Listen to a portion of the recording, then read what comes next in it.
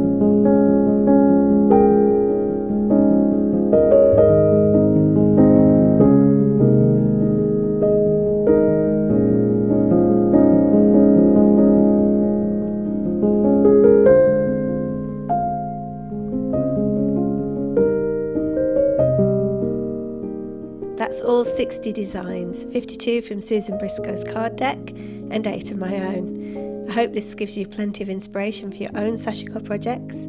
Don't forget to check out episode 1 and 2 to see how the whole quilt comes together, and I'll see you in episode 3 for the border, backing and binding and a little bit more cheeky Sashiko stitching.